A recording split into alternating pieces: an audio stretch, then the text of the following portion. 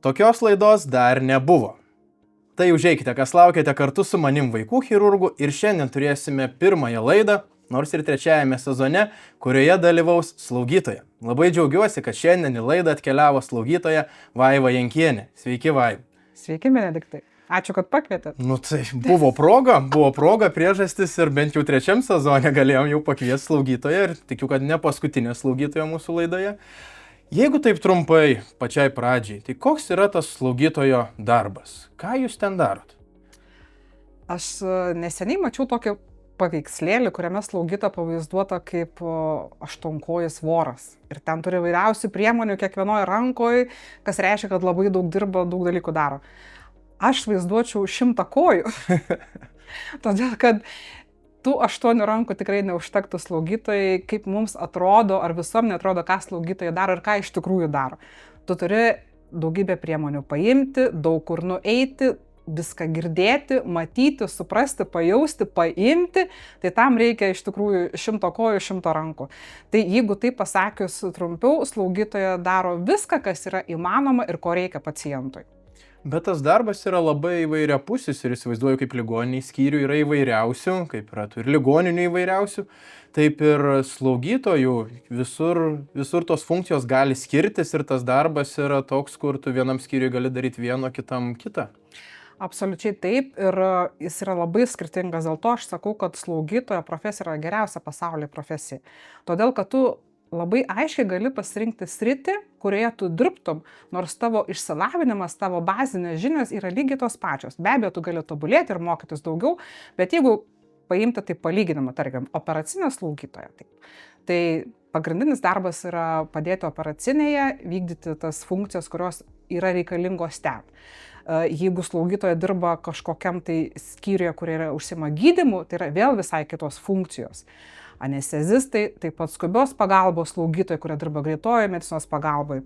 Tu, būdamas slaugytoju, gali tarnauti kariuomenėje, dirbti gelbėjimo tarnybose, dirbti su vaikais, dirbti su onkologiniais pacientais, dirbti su psichiatriniais pacientais, su įvairiausios sritis. Tai apibūdinti labai siaurai, ką tas slaugytojas daro, tai tiesiog yra neįmanoma, todėl kad daugybė sričių. Tu gali būti žaizdų slaugytojas, gali būti stomų slaugytojas, gali būti dializės slaugytojas. Todėl aš tai galiu patvirtinti, tai yra pati nuostabiausia profesija, todėl kad būnant slaugytoju, tu gali atrasti tokią sritį, kuri tau patiks labiausiai.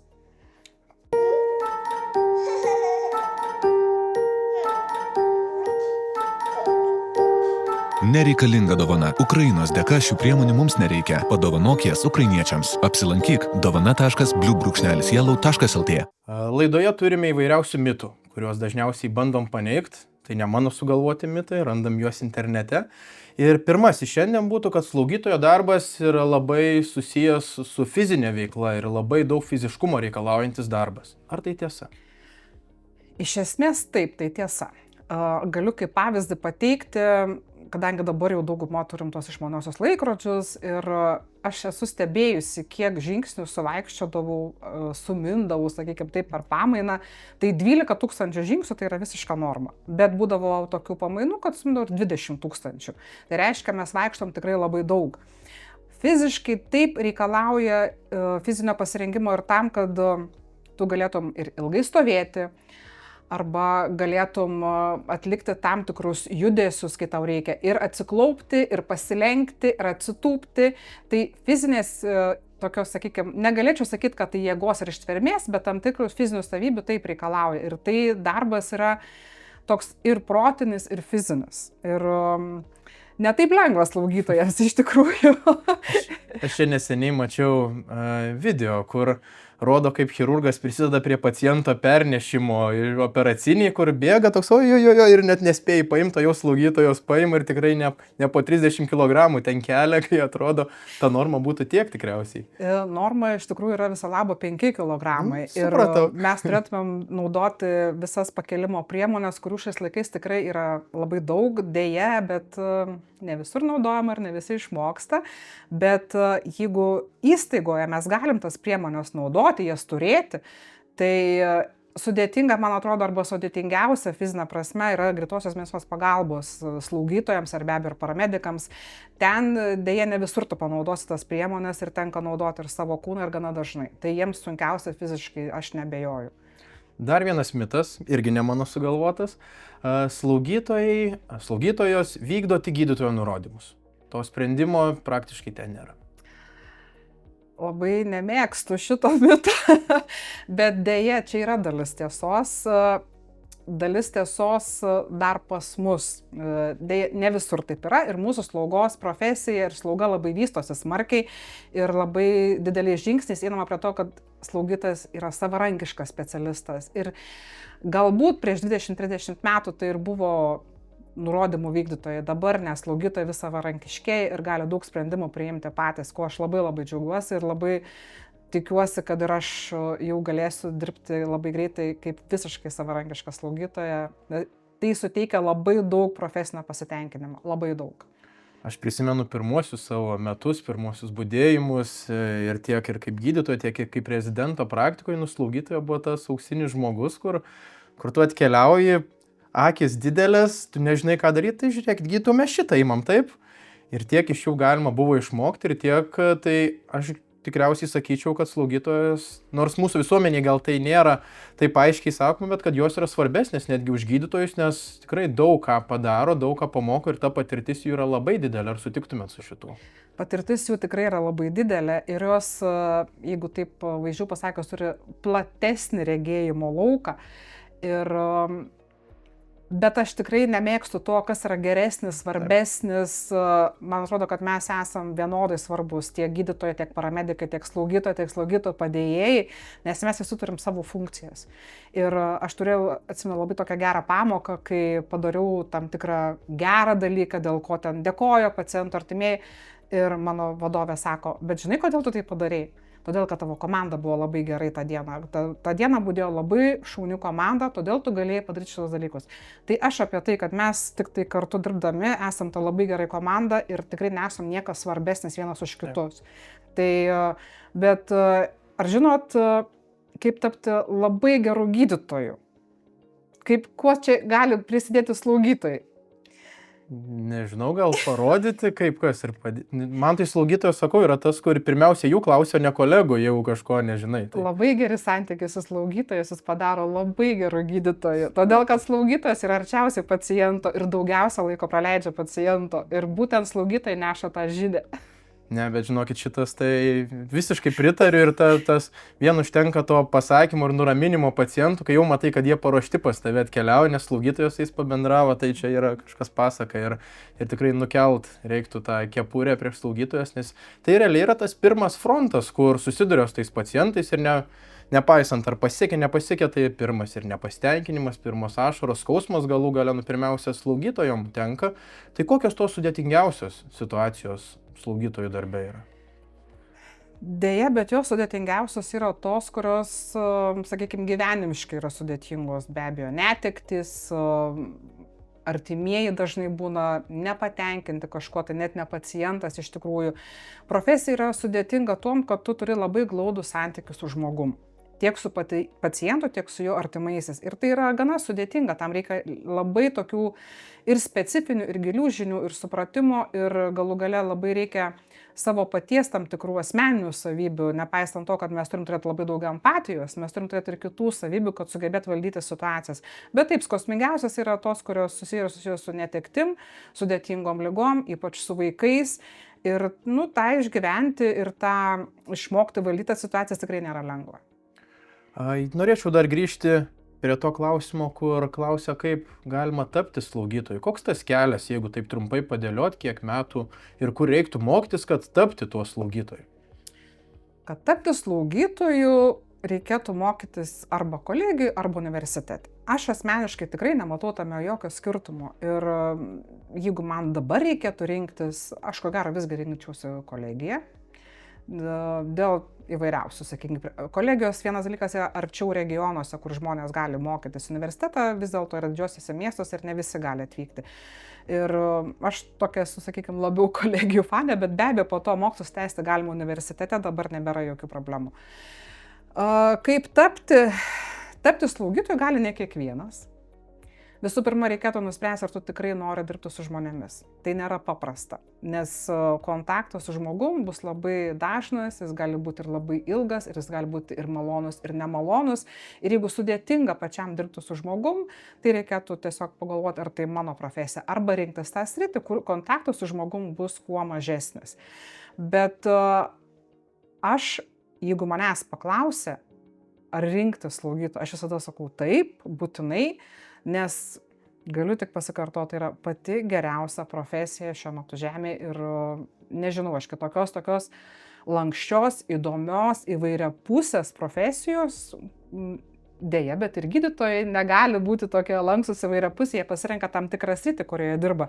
Tuo tarpu slaugytojas, jis gali net ir kas keli metai ar kasmet pasirinkti vis kitą sritį dirbti ir surasti ten, kur jam labiausiai patinka. Be ypatingų didelių ilgų mokslų, bet galima baigti išplėstinę praktiką, ten magistro studijas, bet sritį tu vis tiek gali pasirinkti net ir būdamas bendrosios praktikos slaugytoju. Tikriausiai nesuklysiu sakydamas, kad dauguma slaugytojų išlieka moteris, bet vis daugiau vyrų ateina į šią specialybę. Tai kodėl taip vyksta? Kodėl pritraukia ir vyrų į šitą specialybę? Ar tai atkeliavo tiesiog iš vakarų, nes ten matom irgi daug vyrų slaugytojų, ar kažkas kinta būtent? Šita tendencija man labai patinka, nes aš esu ne kartą kalbėjusi ir sakiusi, aš turbūt kalbu gal diskriminuojančiai, bet aš kviečiu būtent vyrus, jaunuolius prisijungti slaugos profesijai. Kodėl jų daugėja? Todėl, kad į slaugą ateina labai daug technologijų. Ir slaugos mokslas, studijos jos darosi vis įdomesnės, o darbas dar įdomesnis. Todėl, kad dabar mes dirbame su daugybė įvairiausios technikos, aparatūros ir technologijų ir ateina vis daugiau. Tai be abejo yra tam tikra priežastis, kodėl ir vyrai nori rinktis slaugos profesiją.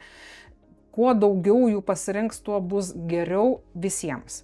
Tiek kolektyvuose dėl bendros harmonijos, tiek pacientams, kurie jausis tikrai irgi geriau, nes dažnai vyrai pacientai norėtų, kad prie jų prieitų ten slaugytojas ar gydytojas, ten vyras.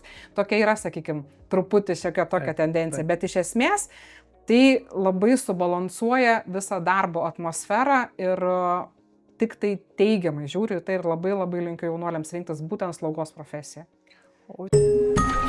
Step into Nespresso's atelier, where exceptional coffee turns into perfect gifts. This festive season, there's magic in the making. Nespresso. Džiaugiamės, kad tokie prekiniai ženklai kaip Nespresso tiki mūsų idėjomis ir nuo šiol Nespresso kava galėsime vaišinti visus laidos Užeikite, kas laukiate svečius ir pašnekovus. Toks praktinis klausimas, jeigu tarkim, aš mąstu apie slaugos specialybę, bet nesu tikras. Kur būtų galima pabandyti ar pamatyti, ką rekomenduotumėt rinktis, kad bent jau šiek tiek prisiliest prie tos specialybės ir suprast, kaip ten viskas veikia? Visų pirma, tai be abejo savanorystė. Dabar, aš kiek žinau, tikrai ne viena gydymo įstaiga kviečia savanoriauti. Be abejo, galima gana per trumpą laiką sąlyginai tapti slaugytojo padėjėju. Tai tų galimybių tikrai yra daug. Galima eiti savanoriauti įvairiuosius ir slaugos namus arba ten, kur reikia pagalbinių rankų, hospisas ir taip toliau. Tai pabandyti save, išbandyti, kaip sakoma, ar pažiūrėti, ar tau tinka šita profesija, ar tau aplamai tinka ta aplinka, erdvė, kurioje tu atsidursi, tai labai naudinga ir labai linkėčiau. Ir man kiek yra tekę susidurti, tai tie, kurie pabando, pasižiūrėjau, sako, aš čia galėčiau dirbti. Tai man labai patinka iš tikrųjų. Mes savo vaikų chirurgijos ir traumatologijos skyriuje vis turim tų praktikantų ir visiems rekomenduoju pabandyti atkeliauti. Kiek žinau, Šiaulių Respublikinėje ligoninėje į personalo skyrių reikia kreiptis dėl savanorystės ir galima jau kažkuriam laikui atkeliauti neįsipareigojant, tai ir operacinės pasiemam, ir kai rankų trūksta ir pasistuot, tai čia yra tas, kur tikrai galima prisiliesti. Ir jeigu tik tai galvoja, tai būtinai pabandykit, nes tai yra ta specialybė, kur įvairiapusiškai, aš manau, galim išpildyti žmogus tai, ką nori, tai daryti gyvenime, galų gale, jeigu nori ir bendrauti, ką sakėt jūs. Taip, be abejo. Jeigu neklystu, kad dabar jūs dažniausiai keliaujate į misijas Ukrainoje. Taip, aš dabar daug daugiau laiko praleidžiu Ukrainoje negu Lietuvoje. Tai norėčiau aš dabar persikelt būtent į Ukrainos temą. Kaip viskas ten vyksta? Papasakokit trumpai, kaip atrodo jūsų darbo diena, galų gale, kaip visa aplinka. Čia labai įdomi tema. Labai įdomi tema, tikrai apie ją galėčiau kalbėti labai daug ir jinai pirmiausia susiveda į tai, kad aš esu Blue Yellow organizacijos medikų misijų koordinatorė. Ir mano darbo diena jinai būna labai įvairi, priklauso nuo to, ką mes dabar vykdom. Ar medikų misija, ar medikų stažuotė, ar važiuojame susižinoti, kokios pareimos reikėtų medikam. Tai labai skirtingosios mano darbo dienos, bet galbūt toksai paskutinio pusmečio svarbiausias dalykas ir buvo medikų stažuotės, kuriuose dalyvavo ir slaugytojai, tik jų dalyvavo per mažai, aš labai norėčiau, kad būtų daug daugiau. Ir būtent šitose stažuotėse mūsų medikai turėjo galimybę pažinti visą sužeistojo kelią. Nuo to metu, kai jis yra sužeistas, kas įvyksta, kaip jis yra evakuojamas, kokie etapai, pagalbos teikimo, gydymo ir iki reabilitacijos.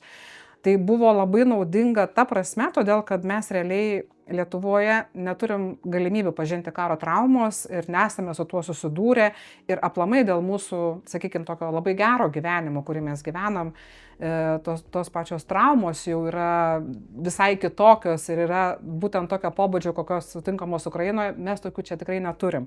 Nei politraumų, nei nudegimų tokių ir mūsų medikai pažino ne tik tą visą sužeistojo kelią, bet kas yra labai svarbu, pasitikrino, kaip jie jaučiasi karo sąlygomis, ar jie gali ten dirbti, ar galėtų veikti tokiomis sąlygomis.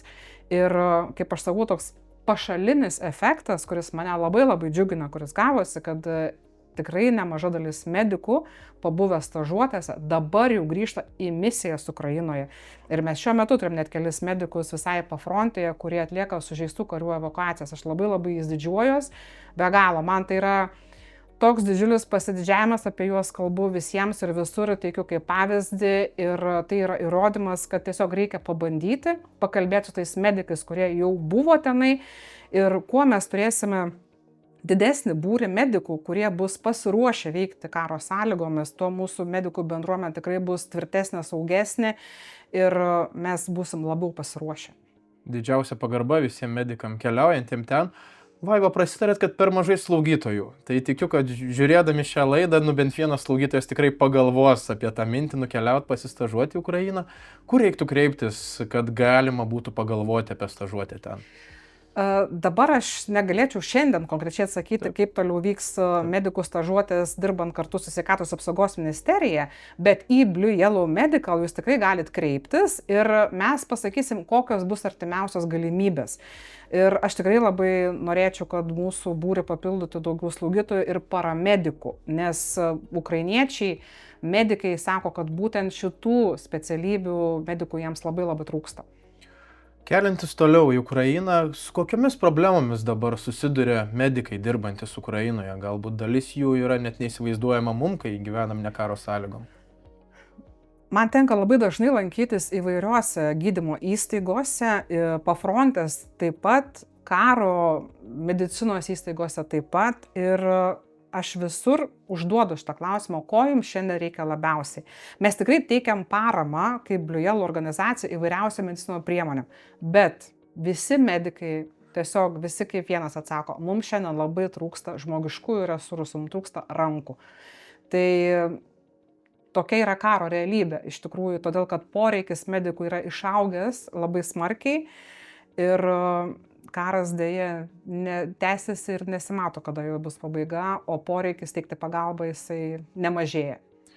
Bet galbūt yra ir kažkokių elementarių dalykų, ko visgi trūksta, nes yra pasakojama, kad netgi iki siūlų ir tvarsliavos pritrūksta vienoje ar kitoje ligoninėje, jeigu ten nutinka kažkas tokio, tai gal ir su tokiom labai paprastom problemom susiduria, ko sakom, čia negalėtų įsivaizduoti dirbantis medikai. Bet kokios priemonės, kurios yra teikiamos kaip parama, tikrai yra labai gerai, nes poreikiai yra didžiuliai. Tačiau tai, kad dabar kritiškai trūktų vienų ar kitų dalykų, tai atsiranda be abejo vienas ar kitas dalykas, bet jie kažkaip tai vis tiek valstybė sprendžia ir aprūpina. Tai, bet mes vis tiek pasidomim, ką jau naudoja labiausiai ir tuos perkame. Kad labai tokio aštraus kažkokio vieno konkrečio ar kelių dalykų trūktų, tai tiesiog ne, šiuo metu taip nėra, kadangi Europos valstybės, ta pati Amerika labai smarkiai padeda ir humanitarinė pagalba yra siunčiama ir medikai teikia poreikius, ko jiems iš tikrųjų reikėtų. Pavyzdžiui, yra kartais dalykų, kurių mes neįsivaizduojam, kad gali reikėti. Mes ir šiuo metu, tarkim, kaip pavyzdį, pasakysiu, mes perkam greito kraujo perpylimo sistemas. Yra tokias Belmont aparatas ir aš pasidomėjau, man padėjo toksai vienas, sakykime, kolega pasidomėti, tokio aparato Lietuvoje aplamai nėra, nes nėra poreikio tokiam aparatui. Ne? Ir tos sistemos vienkartinės, kurios reikalingos, yra labai brangios ir jų tikrai pritrūksta kartais. Tai mes perkame, toks dalykas, bet mes ieškame labai konkrečios priemonės, kur reikia konkretiems medikams. Na, darot nuostabų darbą ir čia didžiausia pagarba, tai jeigu tik tai galit, būtinai prisidėkit. Jeigu galvojate apie stažuotės, būtinai kreipkitės ir paremkit Blue Yellow, ką ir kiekvieną dieną pagalvoji padaryti, tai dabar paimkit ir padarykit, o po to galėsit tęsti mūsų laidą kartu su slaugytoja Vaiva Inkienė. Kiekvieną kartą, kai telefone išeina žinutė, kad bombarduota viena ar kita ligoninė Ukrainoje, perbėga tas toks šiurpas per nugarą. Kiek tai yra dažna ir kiek tai yra pavojinga, su kokiom pavojingom situacijom susidurėt būnant ten? Deja, bet labai pavojinga ir šitam kare nėra išimties jokios gydymo įstaigoms, net jeigu tai yra vaikų gydymo įstaiga ir mes turim tikrai labai liūdną atvejį ir Kijeve, kuris įvyko neseniai, kur buvo bombarduojama vaikų ligoninė. Šią savaitę bombarduojama buvo Charkivo ligoninė ir konkrečiai netgi pacientai nukentėjo. Ligoninė Dnipre, kurioje mes labai dažnai lankomės, dirbam ir padedam, taip pat yra nukentėjusi nuo būtent Iskanderų konkrečiai. Deja, bet nėra išimties ir tai yra tikrai pavojinga ir aš neseniai pasidalinau video, kuriame yra nufilmuota, kaip stabilizacijos punkte, reiškia labai arti fronto, 15 minučių nuo fronto, medikai dirba, operuoja, jos bombarduoja, jie patys nukrenta ant žemės, jie vėl atsistoja, susirenka įrankius, kas ten ir vėl operuoja toliau. Deja, bet yra labai pavojinga. Ir man pačiai yra tekę būti stabilizacijos punkte, kuris yra visiškai arti fronto ir jis yra 5 metrai po žeme, 5 metrai betono virš to stabilizacijos punkto ir tai vis tiek yra pavojinga, todėl kad yra įvažiavimai ir identifikuoti, kur tas stabilizacijos punktas nėra labai sudėtinga. Medikai yra nuolatiniam pavojui, yra tame medicinos fronte kiekvieną dieną. Deja, bet taip yra. Laidą norėtųsi tęsti kiek optimistiškesniais akordais ir vienas iš paskutinių mano klausimų šiandien būtų, jūs tikrai turite tų sėkmės istorijų, kas tikrai pavyko, pasiteisino ar galų gale, kaip gauti rezultatą, kurio gal ir net nesitikėjot. Tai galbūt galėtumėt pasidalinti vieną ar keletą istorijų, ar iš savo praktikos, ar iš darbo Ukrainoje galbūt. Tų sėkmės istorijų tikrai yra daug, bet aš aplamai tą sėkmės istoriją laikau kiekvieno paciento pagerėjimą. Ar netgi labai, sakykime, tokį suteikiant galimybę jam ramiai išeiti iš to gyvenimo, tai irgi yra savotiška sėkmės istorija. Jeigu pacientas kankinasi skausmuose, įvairiausių, sakykime, labai nemalonių dalykų su juo vyksta ir sugebi jam suteikti tokią slaugą, kad jis galėtų išeiti oriai, tai irgi yra sėkmės istorija. Tai yra labai svarbu. Orumas šiais laikais labai vertinamas dalykas kiekvienam žmogui. Pacientui jis yra ypatingai svarbus. Apie tokias sėkmės konkrečias istorijas be abejo turbūt man dabar labiausiai siejusi su Ukraina ir jų tikrai yra labai nemažai. Turbūt įspūdingiausia sėkmės istorija, kuri nėra tiesiogiai su manim susijusi, bet jinai yra labai įspūdinga. Dnipre vienoje ligoninėje dirba buvęs karys, kuriam yra amputuotos abi kojos. Jam yra apie 60 metų ir jis šioje ligoninėje dabar dirba savotišku psichologu. Tai yra labai smagu, kai mes kiekvieną kartą nuvykti į tą ligoninę, jisai Almaz, jo vardas, ir jis mus pasitinka, jisai atvirai rodo savo protezus ir jo pagrindinė funkcija yra pasitikti naujai atvykusius karius, kurių laukia ar jau atlikta ką tik amputacija. Tai jis yra ten savotiškas ligoninės talismanas ir man kaip slaugytojai iš tikrųjų labai yra svarbu matyti taip, kiek jisai suteikia pacientams pasitikėjimo, kaip jisai su jais bendrauja, kalba ir šiuo metu net gavo tam tikrus kursus, kaip bendrauti su pacientais, psichologijos tam tikrus dalykus. Tai aš kiekvieną kartą labai jo džiaugiuosi ir man yra irgi savotiška tokia ir profesinė prasme man sėkmės istorija, kad aš matau tokius pavyzdžius ir aš turiu galimybę tokius pavyzdžius matyti. Tai žinutė jums, bežiūrintiems laidą, užeikite, kas laukiate, kad galite prisidėti prie tų sėkmingų istorijų, būtent prie Blue Yellow, ir tai yra reklama visiškai savanoriška ir neatlygintina, nes turim padėti tiem esantiem Ukrainoje, nepaisant to, ar ten lietuviai nukeliavę, ar tie patys ukrainiečiai, kurie nukaunasi už mūsų laisvę. Taip. Paskutinis klausimas šiandien, nebent nori dar kažką pridėti apie Blue Yellow ir paskatint prisidėti prie to. Iš tikrųjų, aš galiu labai didžiuotis tuo, kad aplamai mes esame Blue Yellow Medical, tokia Blue Yellow organizacijos kryptis, kuri nuo 23 metų balandžio mėnesio veikiam ir labai smarkiai esam išsiplėtę ir turim tikrai didžiulį būrį medikų ir aš gal labiausiai norėčiau padėkoti tiems medikams. Man yra labai svarbu mūsų medikų komanda, kurią sudaro ir šeimos gydytojai, odontologai, slaugytojai ir dabar anesteziologai ir chirurgai, traumatologai, įvairiausių, sakykime taip, sričių medikai. Aš esu be galo jiems dėkinga, nes kai kurie iš jų yra vykę į Ukrainą net ir 4 kartus. Jie aukoja savo laiką, yra neatlygintini savanoriai ir tai yra didžiausia dovana tiek mūsų organizacijai, tiek aplamai Lietuvai, kad mes tokius medikus turim. Labai dėkui jiems. Didžiausia pagarba ir dar kartą ačiū kolegos už nuostabų darbą ten. Paskutinis klausimas šiandien, Vaiva. Sako, kad daug žmonių nebesirenka slaugos, medicinos dėl sunkaus to kelio, o vat jūs paimkite ir pamotyvuokite rinktis tą slaugytojo kelią, kurį einat jūs. Manęs yra klausę, ar aš nesu nusivylusi savo profesiją, tai aš turbūt esu viena iš tų, kuri yra be galo patenkinta savo profesiją ir aš galiu jums pasakyti, kad tai, ką aš gyvenime esu padariusi, o pasirodo visai nemažai, tai yra tik dėl to, kad aš esu slaugytoja. Ir aš esu dirbus skubios pagalbos skyriuje, aš esu tarnavus Lietuvos kariuomenėje, karo medicinos tarnyboje, esu buvusi misijoje Afganistane, esu Blue Yellow savanorė, darau ir vykdau įvairiausias misijas Ukrainoje ir galiu dirbti Lietuvoje, bet kokiam iš tikrųjų skyriui, kokiam tik tai norėčiau, bet kokioje srityje. Tai aš būtent tuo profesijos lankstumu, universalumu labai norėčiau jūs paskatinti, kurie šiuo metu galvojate rinkti slaugos specialybę ir ne tik jaunus žmonės, kurie baigia mokyklą. Šitą profesiją gali rinktis bet kokiam amžiui. Aš esu sutikusi ir virš 50 metų esančių žmonių, kurie mokosi slaugos specialybės ir 58, kuris stoja žmogus mokytis slaugos specialybės. Jeigu jūs manot, kad galite save realizuoti būtent per slaugą, turit empatijos, jums patinka darbas su žmonėmis ir norite jiems padėti, tai šitą profesiją yra tikrai jums. Dirbant intensyvų darbą budėjimais retai kada tenka ramiai prisėsti ir pavalgyti. Tikriausiai visi darbe turim tą stalčiuką, kuris prikimštas įvairiausių batonėlių, greitai paruošiamų maisto ar kitų nesąmonių. Aš ne išimtis.